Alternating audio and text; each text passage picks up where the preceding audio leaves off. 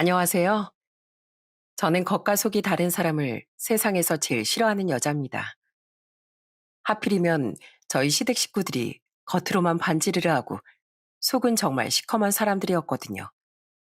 그 정도가 얼마나 심했는지 아마 제 사연을 듣는 분들 대부분이 많이 놀라실 겁니다. 그럼 지금부터 얘기해 볼 테니 잘 들어주셨으면 좋겠어요. 전 어릴 때부터 군단위 마을에서 사과 농사라는 부모님 밑에서 자랐습니다. 수확철이 되면 오빠들과 같이 부모님을 도와 사과를 따는데 그게 너무 재밌더라고요. 제 손으로 직접 딴 사과를 한 입에 베어 물면 너무 맛있어서 행복했어요.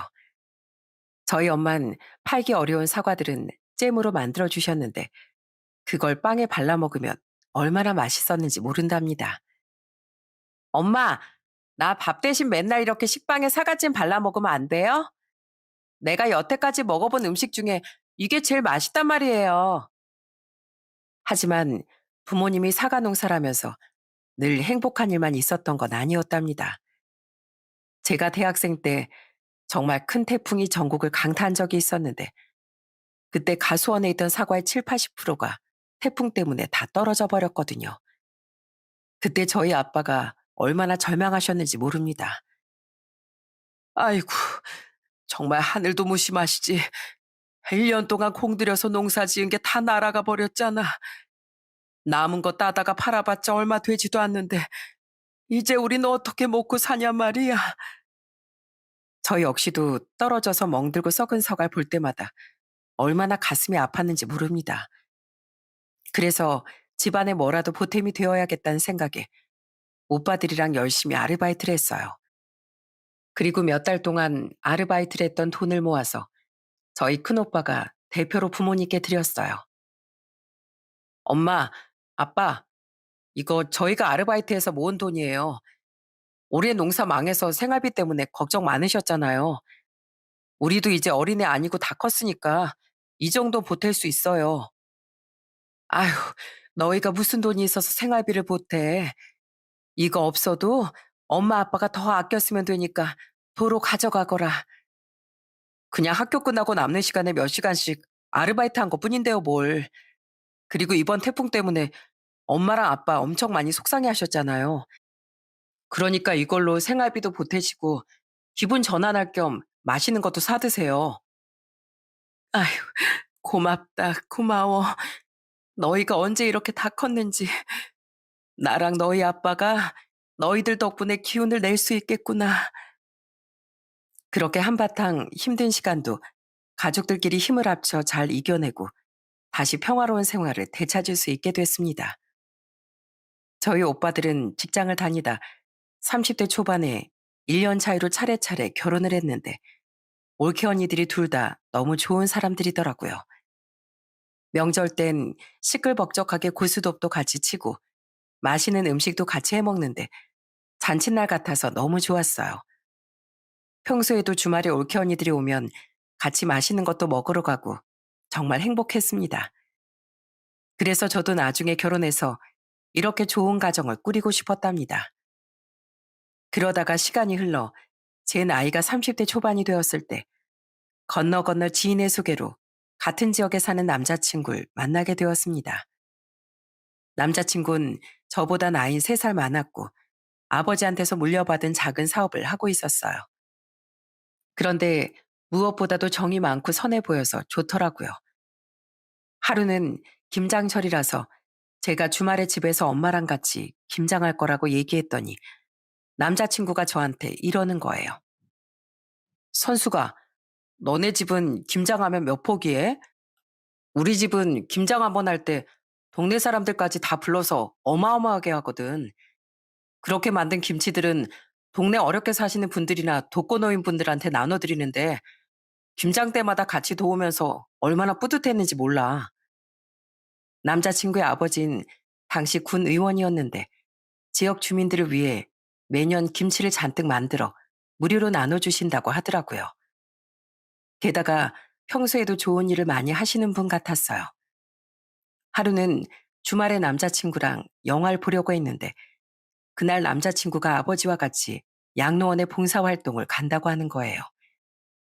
그게 너무 좋아 보여서 저도 따라가게 되었는데 거기서 남자친구의 아버지를 처음 뵙게 되었습니다. 남자친구의 아버진 양로원에 계신 할머니, 할아버지들한테 정말 친절하게 잘해주시더라고요.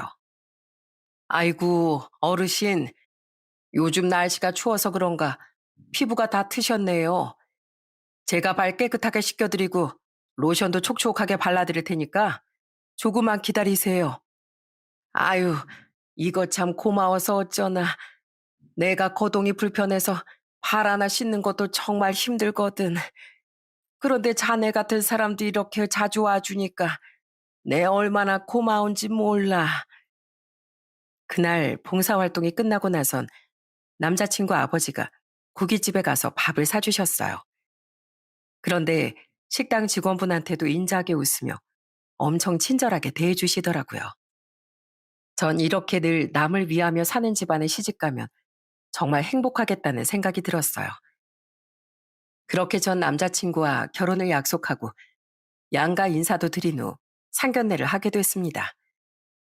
그런데 상견례가 끝난 후 저희 아빠가 저만 있을 때 이렇게 말씀하시더군요.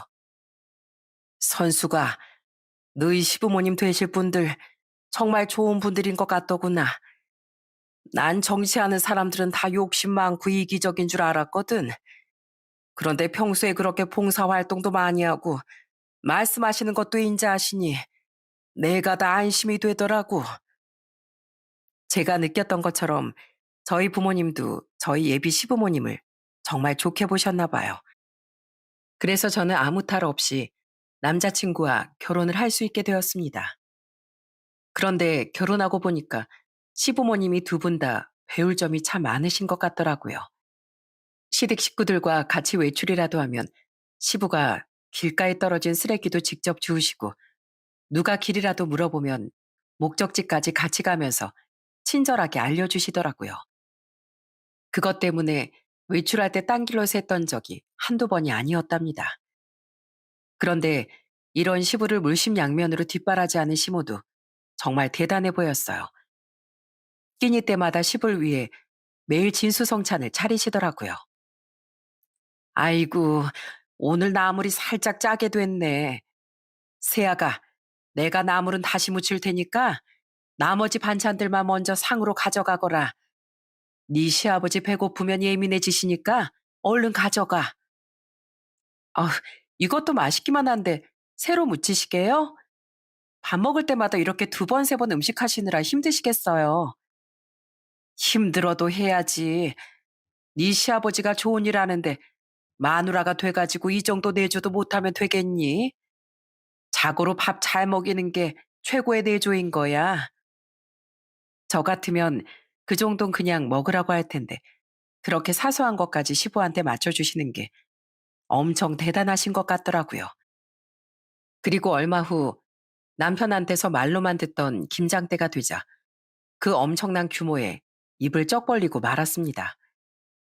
몇백 폭이나 되는 배추를 갖다가 동네 사람들이랑 같이 김장을 하는데 완전 공장이 따로 없었어요. 어, 어머님, 저도 결혼하기 전에 엄마랑 같이 김장 여러 번 해보긴 했는데 이렇게 공장처럼 많은 양을 하려니까 정신이 너무 없네요. 그래도 저 최대한 열심히 해볼 테니까 제가 잘 못하는 게 있으면 그냥 따끔하게 얘기해 주세요. 아셨죠? 그런데 그렇게 김장을 하는 와중에 남편이랑 시동생과 시부는 전혀 김장을 안 돕더라고요.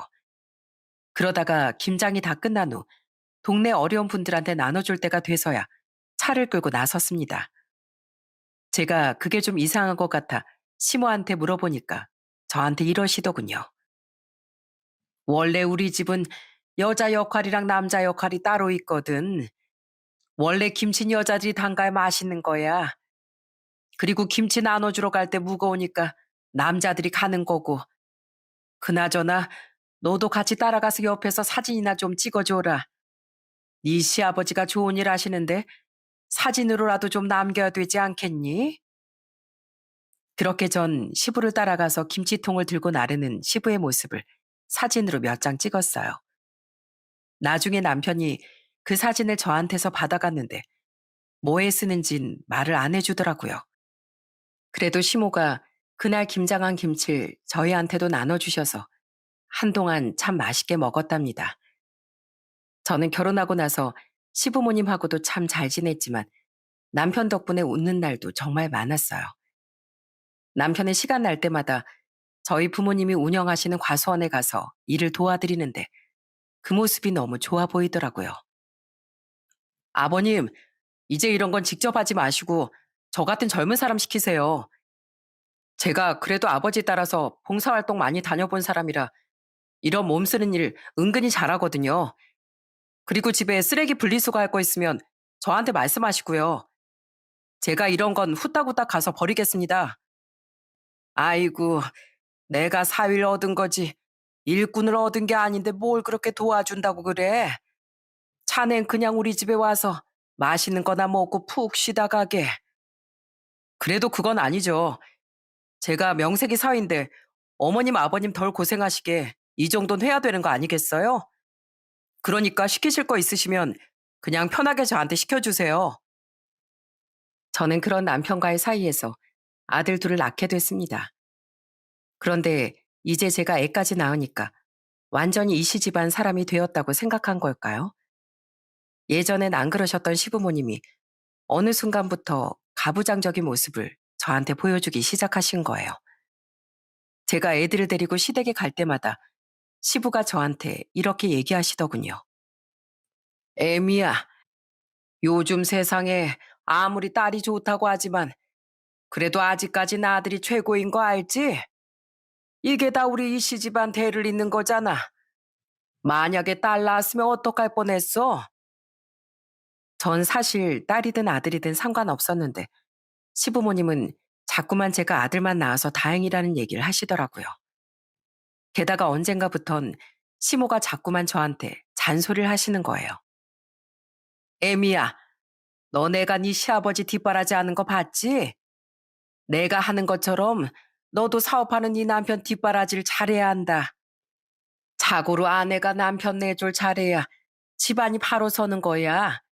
알았니? 전 그때까지만 해도 그냥 알았다고 하고 말았어요. 시모가 그렇게 잔소리를 하지 않아도 제 나름대로 남편 뒷바라지를 잘하고 있다고 생각했거든요. 평소에 남편 밥도 잘 챙겨주려고 노력했고 가끔씩 커피나 간식을 사들고 남편 회사에 가서 직원들한테 나눠주기도 했습니다. 직원들한테 잘해줘야 그분들이 열심히 일해서 저희 남편 회사가 더 잘 돌아갈 수 있을 거라고 생각했거든요. 그런데 시간이 갈수록 시부모님의 가부장적인 모습이 점점 더 심해지기 시작하더군요. 하루는 시댁에 갔는데 남편이 그날 급한 미팅이 있어서 미팅 끝나고 가는 바람에 정장을 입고 있었어요. 그런데 시모가 남편 옷을 보더니 저한테 또 잔소리를 하시는 겁니다. 아유, 넌 네 남편 옷 좀 잘 챙기지. 바지 밑단이 이게 뭐니? 바지 길이가 짧아가지고선 발목이 훤히 보이잖아. 명색이 사업하는 사람인데 정장 하나만큼은 깔끔하게 입고 다니게 해줘야 될 거 아니야. 어머님, 그거 그이가 그렇게 입고 싶다고 해서 입은 거예요. 요즘 젊은 사람들은 바지를 살짝 그렇게 짧게 입는 게 유행이라면서 본인이 직접 세탁소에 맡겨서 수선한 거라고요. 저도 그건 좀 별로인 것 같아서 얘기해봤는데도 본인이 그게 좋다는데 어떡하겠어요. 제가 그렇게 얘기했는데도 시모는 그래도 남편 옷차림은 마누라가 신경 써줘야 되는 거라며 끝까지 제 탓을 하시더라고요. 그러다가 하루는 시댁에서 밥을 먹는데 남편이 평소에 시부가 시모한테 하는 것처럼 저한테 여보 물 하고 시키는 겁니다. 그래서 제가 지금 나 애들 밥 챙겨주고 있으니까 물은 당신이 떠먹으라고 했더니 시모가 저한테 또 화를 내시더군요. 예, 너 지금 네 남편한테 말 대꾸 하는 거니? 남편이 물 갖다 달라고 하면 갖다 주면 될 것이지. 어디서 직접 갖다 먹으라고 짜증을 내고 있어? 어머님, 제가 지금 놀고 있는 게 아니잖아요. 저희 애들 밥 챙겨주느라 제 밥은 먹지도 못하고 있는데 물 하나 정도는 직접 떠먹어도 되는 거 아닌가요? 애들 챙기는 건 당연히 엄마로서 해야 되는 일인 거고 남편 챙기는 일도 마누라로서 해야 되는 일이지 않니? 넌 결혼까지 한 애가 왜 그런 기본적인 것도 몰라?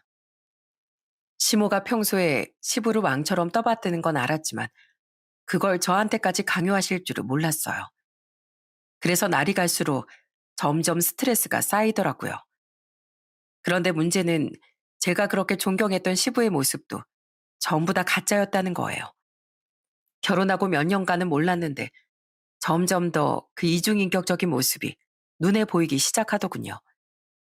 밖에선 모르는 할머니의 짐도 들어주는 친절한 분이었는데 집에선 누워서 이거 가져와라 저거 가져와라 하면서 손 하나 까딱 안 하시는 거예요. 게다가 밖에선 그렇게 착한 척하던 시부가 집에만 오면 그렇게 남들 흉을 많이 보더라고요. 아유, 난 세상에서 무능한 노인네들이 제일 싫어. 나이 먹었어도 나처럼 남들이 우러러보는 자리에 앉아서 존경받는 생활을 해야지. 몸도 아파서 아무 일도 못하는 주제에 잘 찾아오지도 않는 자식들이나 기다리는 노인네들 보면 아주 한심해 죽겠다고. 그런데 뭐니 뭐니 해도 그런 노인네들이 살살 구슬리기엔 제일 좋단 말이지. 가진 거 없고 평소에 대우를 못 받으니까 내가 조금만 잘해주면 금방 넘어오잖아. 하여간 멍청한 노인네들이 생각도 짧아가지고 속여먹기 딱 좋아. 그 얘기를 들으니 그동안 밖에서 동네 주민들한테도 잘해드리고 봉사활동도 많이 했던 게 전부 다 거짓으로 느껴지더군요. 저는 진심으로 우러나와서 하는 건 줄 알았는데 그게 아니라 그냥 이미지 관리를 위해 하는 거였나 봐요. 게다가 시부는 같이 시장을 가서 물건 하나를 살 때도 자꾸 저보고 사진을 찍으라고 하시는 거예요. 시장 상인분들한테 어찌나 인심 좋게 하시는지 그 모습만 보면 아주 천사가 따로 없었습니다. 그런데 막상 집에 오면 어떻게 하는 줄 아시나요? 시장에서 산 물건을 저한테 주면서 이러는 거예요. 애미야, 이거 이제 필요 없으니까 쓰레기통에 갖다 버려라. 요즘에 위생이 얼마나 중요한데 시장에서 산 걸 뭘 믿고 먹겠니? 그나저나 너 아까 내가 사진 좀 자연스럽게 찍으라고 했지? 연출한 티 나면 안 된다고 했잖아. 아버님, 사진이고 뭐고 아무리 생각해도 이건 좀 아닌 것 같아요. 그분들이 아버님이 이렇게 뒤에서 욕하고 쓰레기통에 버리라고 하시는 거 알면 얼마나 실망하시겠어요. 저 이거 동참 못하겠으니까 그냥 다음부턴 사진은 다른 사람한테 찍으라고 하세요. 참나, 원래 정치 쪽에 발 담근 사람들은 다 이런 식으로 하는 거야. 세상 사람들이 다 너처럼 순수한 줄 알아? 세상에 정치인들이 선거 전에 시장에서 쇼를 한다는 얘기를 듣긴 했지만 저희 시부가 그럴 줄은 정말 몰랐습니다. 그런데 문제는 그렇게까지 했는데도 시부가 선거에서 떨어졌다는 거예요. 저도 자세한 내용은 모르는데 무슨 비리를 저질렀다며 이상한 소문이 났다고 하더라고요. 그런데 선거에서 낙선하자 시부가 가족들한테 불같이 화를 내기 시작하는 거예요. 이거 분명히 다른 후보 쪽에서 헛소문 퍼뜨린 거야. 그러니까 너네들도 진작에 인터넷에서 다른 후보들 비방 좀 하고 그랬어야지. 젊은 것들이 인터넷도 잘하면서 그런 것도 안 해? 결국 시부가 비리를 저질렀다는 건 나중에 무죄로 밝혀지긴 했지만 인터넷에서 다른 후보를 비방하라고 하는 시부의 말이 너무 어이가 없어 한동안 시댁에 방문하는 것도 꺼려지더라고요. 그런데 솔직히 시부모님만 이런 식이었으면 그래도 제가 계속 참았을 겁니다. 그런데 역시 그 아버지의 그 아들이라고 저희 애들이 점점 커가면서 남편도 점점 시부의 모습을 닮아가기 시작하더군요. 이제 초등학교 저학년밖에 안 된 저희 애들한테 남편이 맨날 이런 얘기를 하는 거예요. 얘들아, 너희들은 인성이고 뭐고 필요 없으니까 공부만큼은 무조건 잘해야 된다. 너네가 나중에 명문대를 가야 이 아빠랑 할아버지 체면이 사는 거야. 너네 나중에 의사나 판검사 같은 전문직 안 될 거면 아빠한테 아는 척도 하지 마. 알았어? 제가 애들한테 무슨 그런 얘기를 하냐고 한마디 하면 현실적인 걸 알려주는 것 뿐이라면서 오히려 당당하게 나오더군요.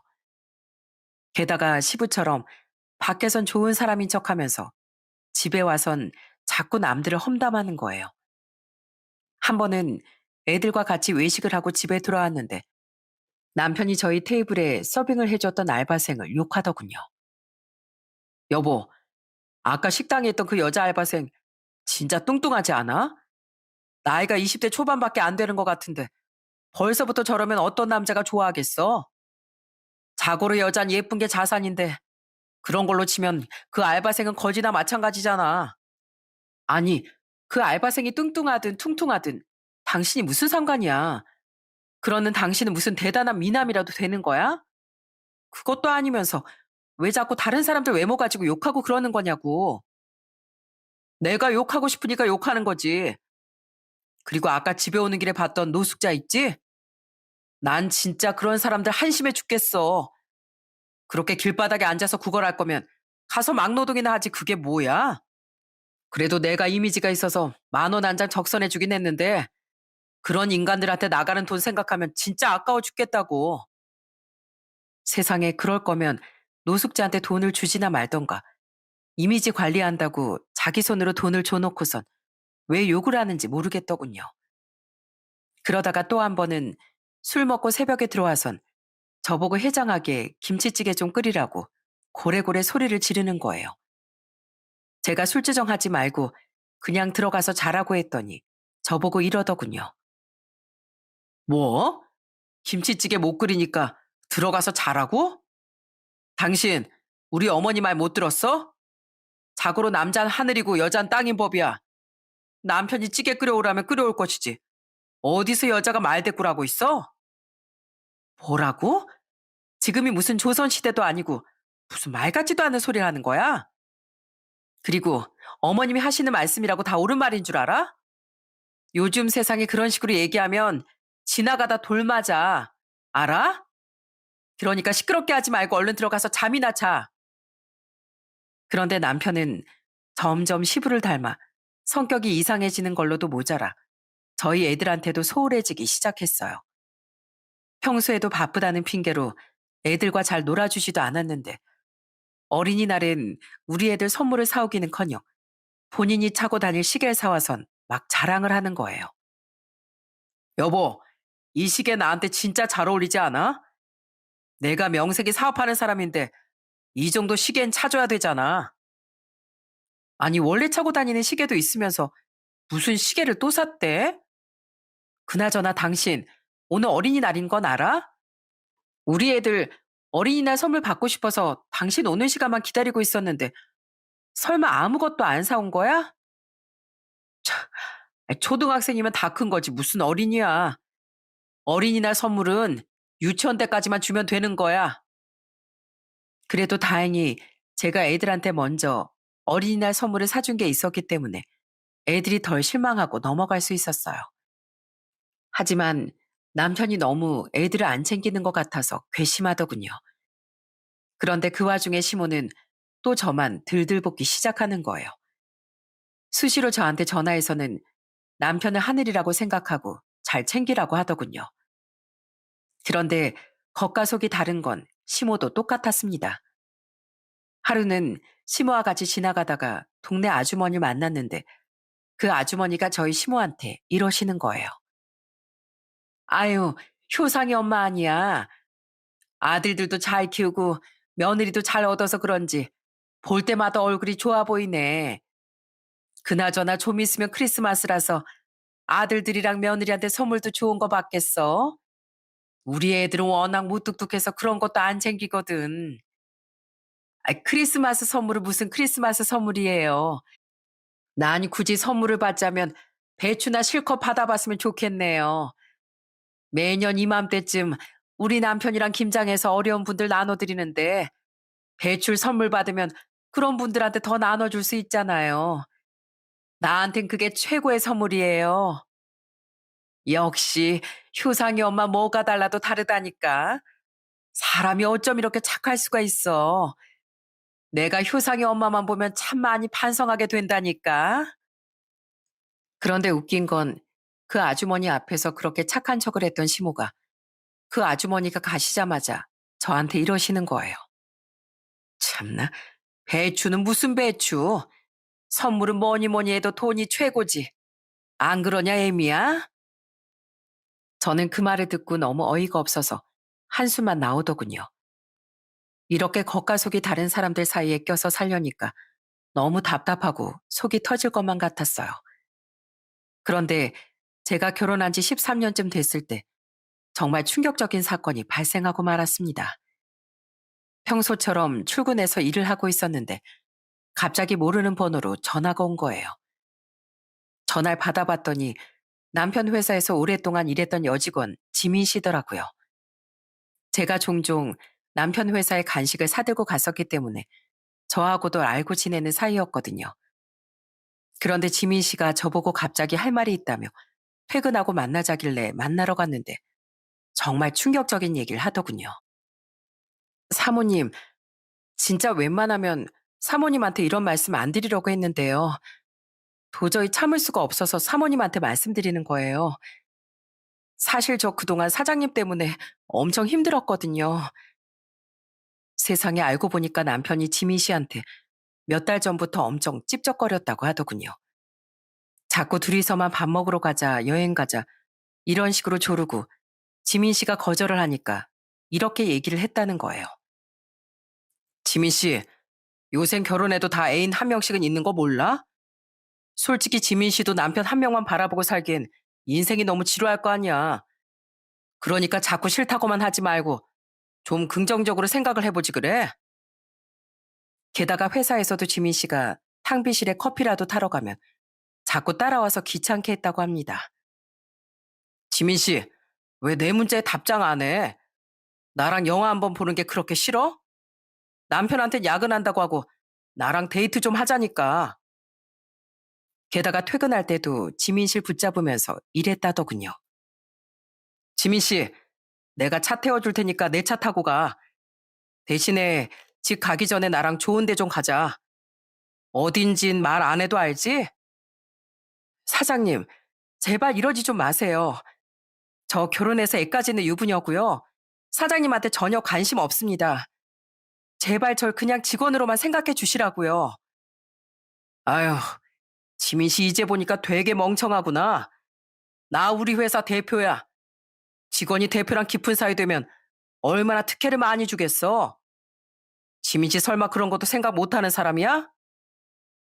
지민 씨는 저한테 그동안 남편과 주고받았던 문자 대화 내용과 통화 녹음 파일, 그리고 회사에서 남편이 찝쩍거릴 때 몰래 녹음한 녹음 파일까지 전부 다 저한테 보내주더군요.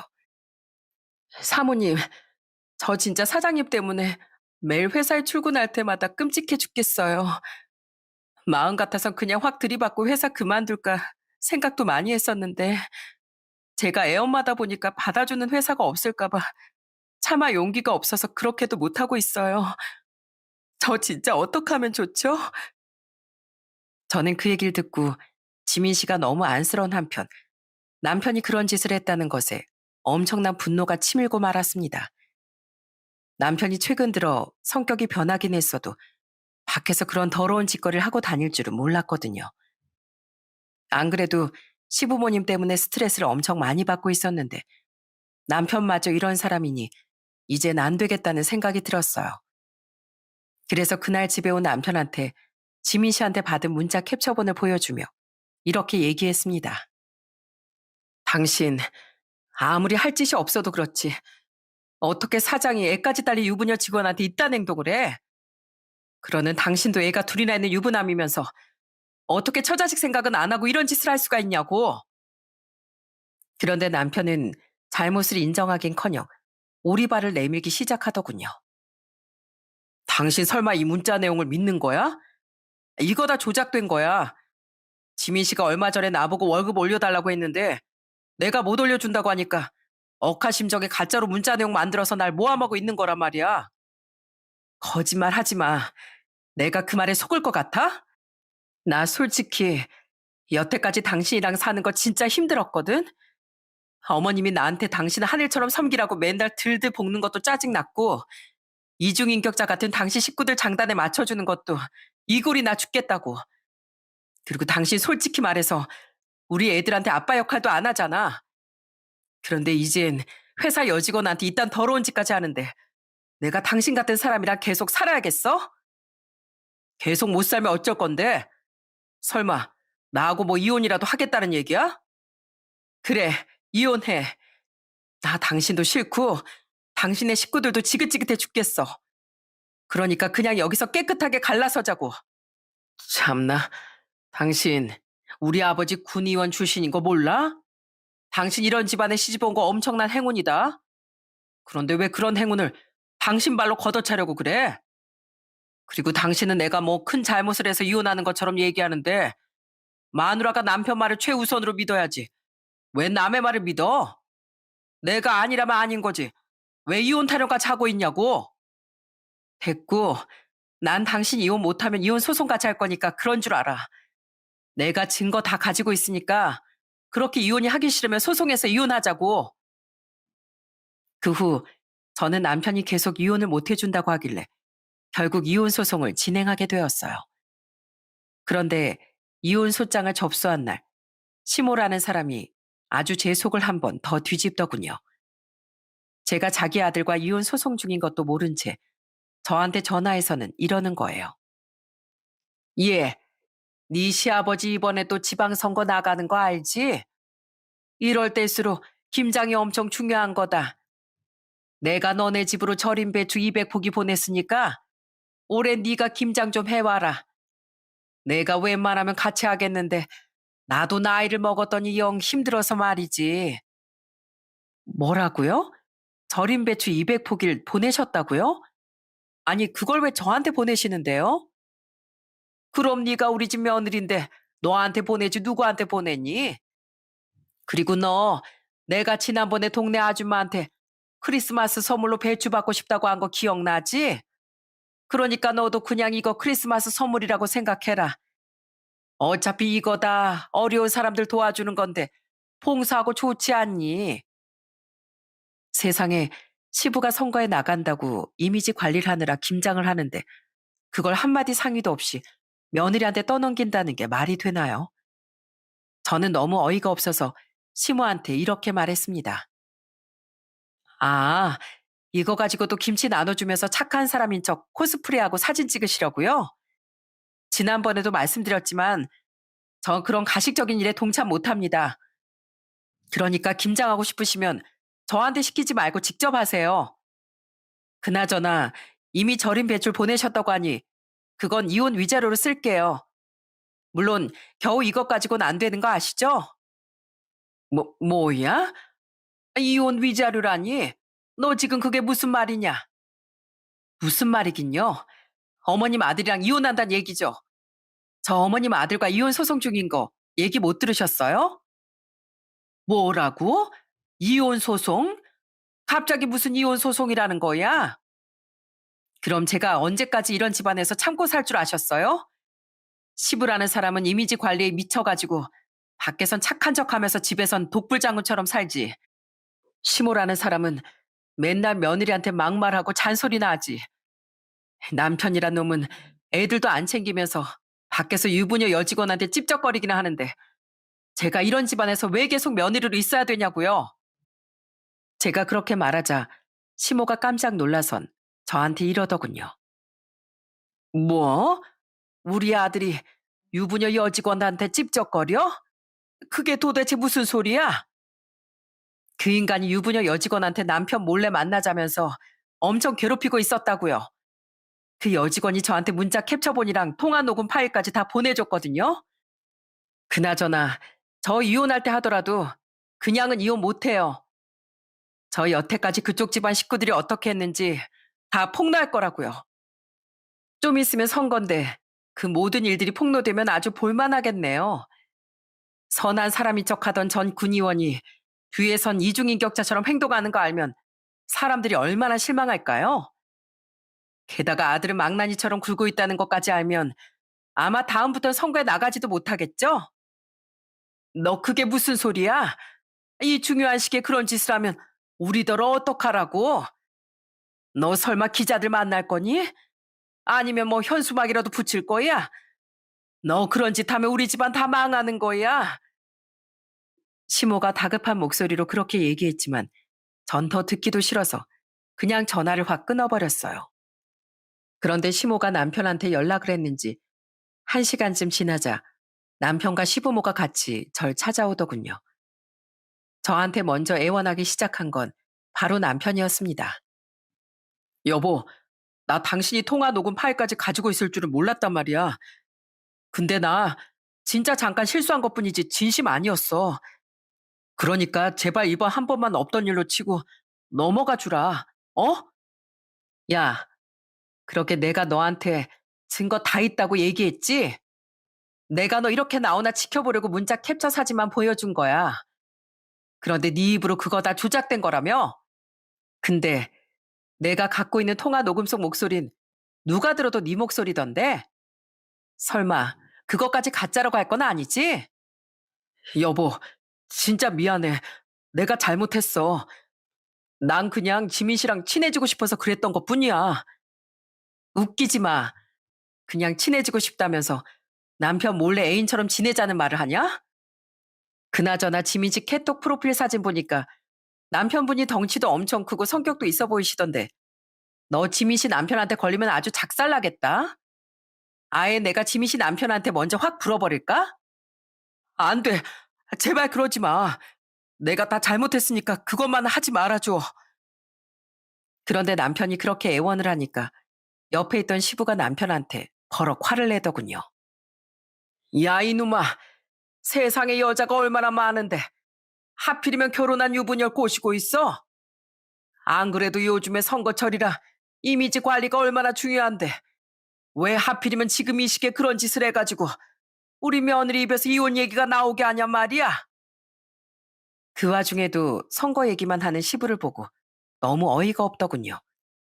그래서 저는 시부한테 이렇게 얘기했습니다. 저기요, 아버님. 뭔가 착각하시나 본데 제가 이혼하겠다고 한 이유는 이 사람 때문만이 아니라 어머님, 아버님 때문도 있거든요. 저요.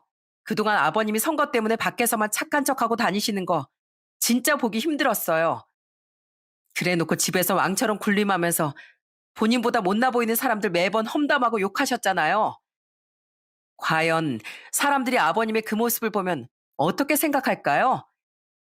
청렴하고 선해 보이는 사람이 실제로는 그런 사람인 걸 알게 돼도 과연 아버님을 뽑아줄까요? 저 이거 그냥 못 넘어가요.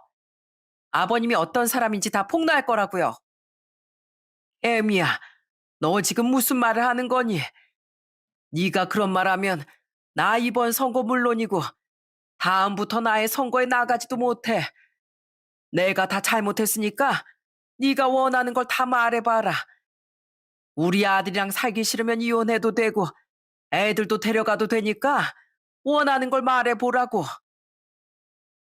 저는 이왕 이렇게 된 거 저희 애들의 미래를 위해서라도 금전적으로 확실하게 해야겠다고 생각이 들었어요. 그래서 한참 고민하다가 시부한테 이런 조건을 내밀었습니다. 그럼 일단 애들은 제가 키우는 걸로 하고요. 애들 양육비로 한 명당 100만 원씩 매달 200만 원으로 계산해서 일시불로 양육비 다 주세요. 저 양육비 때문에 이 인간이랑 연락하는 것도 싫거든요. 그리고 저희 애들 살 집은 필요하니까 지금 저희가 살고 있는 집 제 명의로 바꿔주시고요. 재산 분할도 딱 절반으로 해주세요. 그렇게 해주시면 제가 그냥 입 다물고 조용히 이혼하겠습니다. 그러자 그 얘기를 들은 남편이 기겁을 하면서 저한테 이러더라고요. 아니, 양육비 일시불 지급에 집도 주고 재산도 반씩 나누자고? 당신 너무 심한 거 아니야? 심하기 뭐가 심해? 당신이랑 당신 식구들이 잘못해서 이혼하는 건데 내가 이 정도는 받아야 덜 억울하지 않겠어? 그리고 난 그래도 최대한 줄여서 얘기한 거야. 남들은 이런 상황이면 재산 반반이 아니라 70%에서 80%까지 다 요구해. 그런데도 남편은 그건 너무 많다면서 계속 발악을 하더군요. 그러자 옆에 있던 시모가 남편을 말리면서 이러는 거예요. 넌 지금 우리 집안이 홀랑 망하게 생겼는데 그깟 재산이 중요해? 우리가 그동안 네 아버지 이미지를 어떻게 만들어 놨는데 몇십 년 동안 쌓아놓은 걸 하루아침에 무너뜨리고 싶은 거냐고.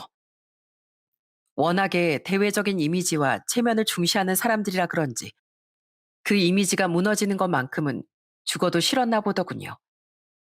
결국 전 양육비도 일시불로 받고 같이 살고 있던 아파트도 받은 데다 재산도 5대5로 분할받은 뒤 이혼하게 됐습니다. 처음엔 남편이 애들을 자기가 키우겠다고 우겼는데 이제 초등학교 4학년, 5학년이 된 저희 애들이 극구 거부를 하더라고요. 싫어요. 저 아빠랑 살기 싫단 말이에요. 아빠는 우리한테 관심도 없고 회사 일이랑 돈 쓰는 것만 중요한 사람이잖아요. 그 후 전 남편이랑 같이 살던 아파트를 팔고 친정 근처로 이사를 갔습니다. 제가 이혼하고 나니까 저희 친정 부모님과 오빠들이 저를 엄청 응원해 주더라고요. 저희 큰오빤 제 얘기를 다 듣고 나더니 한숨을 푹푹 쉬면서 이러더라고요. 아휴, 너 결혼하기 전에 상견례 때 봤을 땐 되게 점잖고 좋은 분이신 것 같더니 그런 본 모습이 있었단 말이야? 역시 정치인들 중에 속이 시커먼 사람이 많다더니 너희 전 시부가 딱 그런 사람이었네. 세상에 그런 사람들이 군의원을 하면 그 동네 사람들은 망하라는 거야, 뭐야? 오빠 걱정하지 마. 어차피 이번 선거에서 또 떨어졌거든. 예전엔 밖에서 착한 척하면서 민심을 많이 얻었나 본데 이젠 그 약발도 다 떨어졌나 봐. 지금 벌써 2번 연속으로 낙선했잖아. 사실 전 시부가 이번 선거에서 또 낙선했다는 얘기를 듣고 얼마나 속이 시원했는지 모릅니다.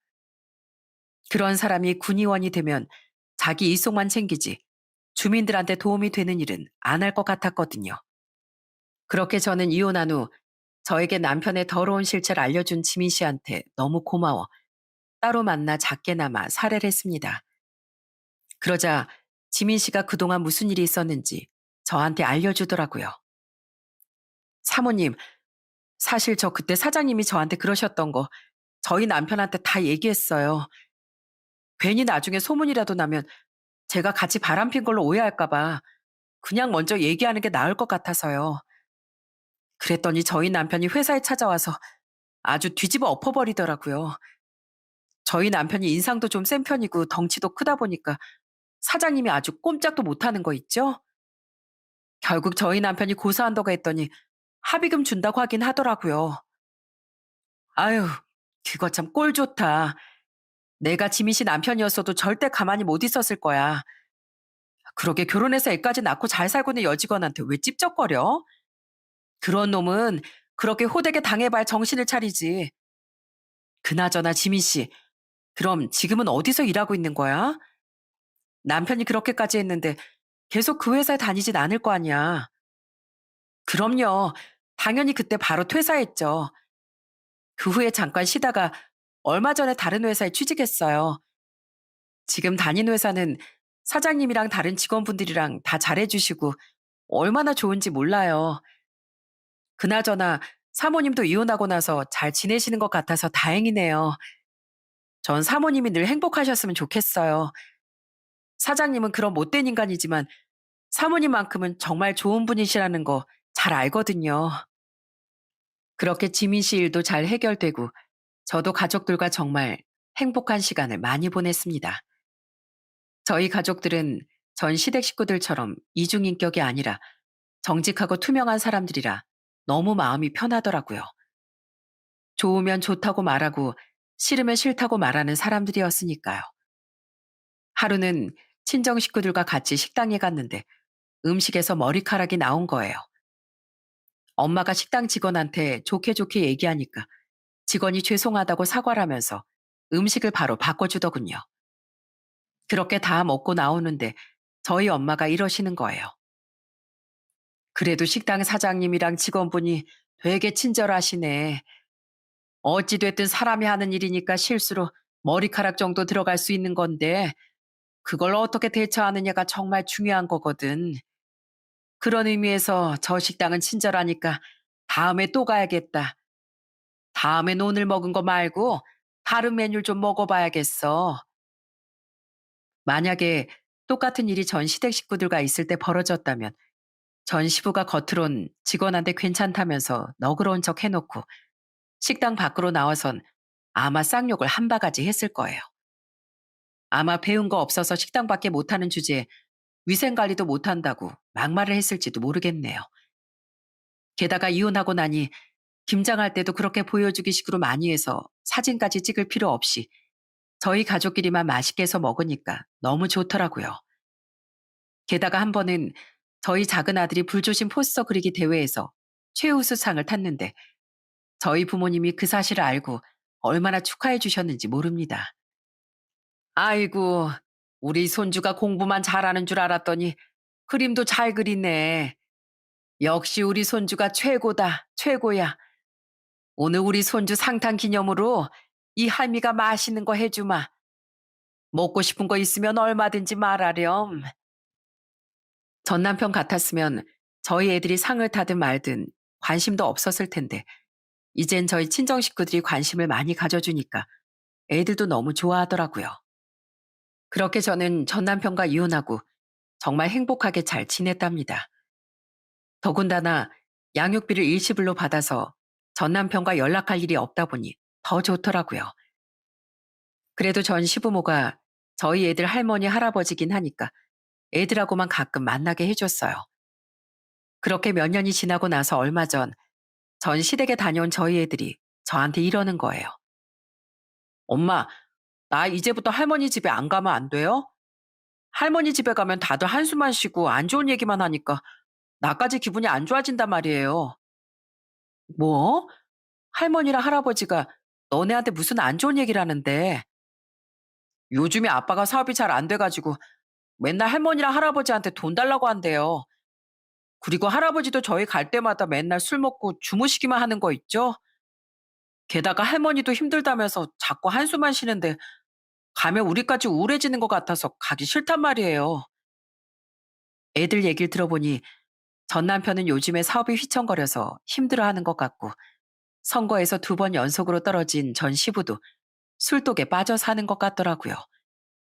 전 시모는 평생을 전 시부를 하늘처럼 모시면서 뒷바라지를 했는데 결국엔 남편이고 아들이고 다 잘 안 되니까 우울해하는 것 같았고요. 역시 겉모습만 중시하고 속은 시커먼 사람들이라 그런지 다들 나락으로 떨어진 것 같았어요. 제가 예전에 어디서 봤던 명언 중에 책 표지만 보고 판단하지 말라라는 명언이 있어요. 전 시댁 식구들 같은 경우엔 표지만 봤을 땐 정말 깨끗하고 좋은 책 같지만 막상 표지를 넘겨보면 낙서와 얼룩으로 가득 차 있는 책이라고 표현해 볼 수 있을 것 같네요. 아마 저희 전 시댁 식구들뿐 아니라 이 세상엔 그런 사람들이 꽤 많을 겁니다. 그런 사람들이 얼른 가면을 벗고 본 모습을 드러내어 다른 사람들이 속지 않는 세상이 되었으면 좋겠습니다. 전 앞으로 정직하고 순수한 저희 가족들과 함께 행복하게 살 거예요. 제 사연을 들어주신 시청자분들 모두 다 행복한 삶이 되셨으면 좋겠습니다. 그럼 전 이쯤에서 제 사연을 마치도록 할게요. 끝까지 들어주셔서 정말 감사합니다.